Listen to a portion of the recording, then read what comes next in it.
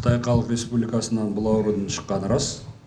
Қазір Қытай Халық Республикасынан бөлек те басқа мемлекеттерде бұл ауруға байланысты эпид жағдай қазір ушығып келе жатыр.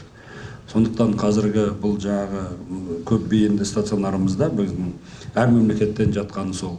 Қазіргі таңда ол бірінші А категориясына Қытай Халық Республикасынан келген азаматтардан басқа Иран мемлекетінен келген және Оңтүстік Кореядан келген азаматтарды біз оқшаулауға жатқыза бастадық.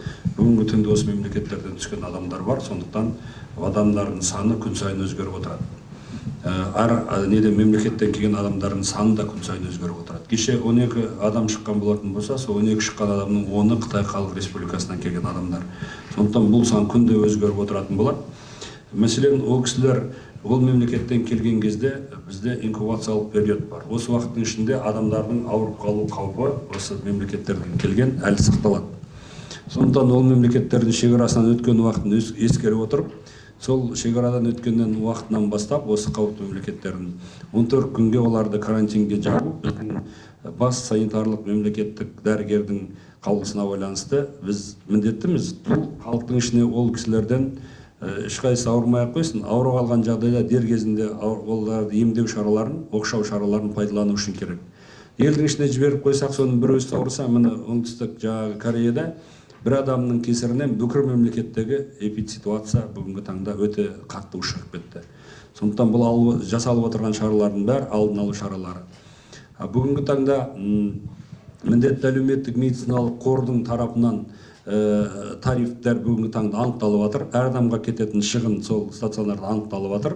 Сол тарифті қалай анықтайды? Сол тарифтің көлемінде біз әр адамға кеткен шығынды сол жерде жауап береміз. Сол медициналық қордың қаржысының есебінен ол қорды мемлекеттік бюджет, республикалық бюджет төлейді.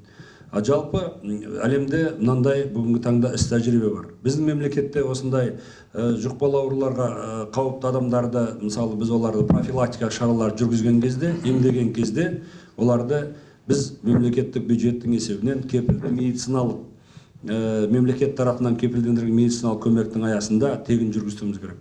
Біздің ауруларымызда ол мемлекеттерде карантиндік шараға жататын болса, олардың ауруханаларында, осындай госпитальдерінде арнайы оларда тегін шаралармен қамтылады. Сондықтан бұл жағынан келген кезде мемлекеттік бюджеттің есебінен бөлініп отырған қаржының есебінен ол кісілер карантиндік шараларды да, емдік шараларды алатынын сіздерге жеткізгім келеді. Одан басқа тағы не айттыңыз маған, есіме саласыз ба? Всех мы принимаем из граждан. Қолында анықтамасы бар. Қолында анықтама болмаса да, біз жерде бұл қаулыда айтылмаған ғой, оның анықтамасы бар ма, жоқ па? Олардың денсаулығы жақсы келген адамдардың. Қолдарында олардың анық кейбірлердің анықтамалары бар. Олар өздерінің денсаулықтарының жақсы екендеріне сенімді. Бірақ олардың сенімділігіне біз қарамастан, қаулының аясында, халықтың ортасында ауру тарап кетпеу үшін бұл шараларды біз толыққанды атқаруға бәрібір міндеттіміз.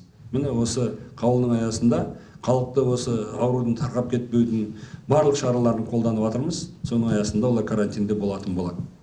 Мысалы, бір өзі ғана ауырып қалып, ол халықтың ортасына ертерек кетіп қалса, одан мысалы қазір 2000-нан асып кетті ауырған адамдардың саны Оңтүстік Кореяда. Біз де сондай жағдайға душар болуымыз мүмкін. Сондықтан бұл шаралардың артықтығы жоқ, бәрі орынды қабылданып жатыр деп есептейміз.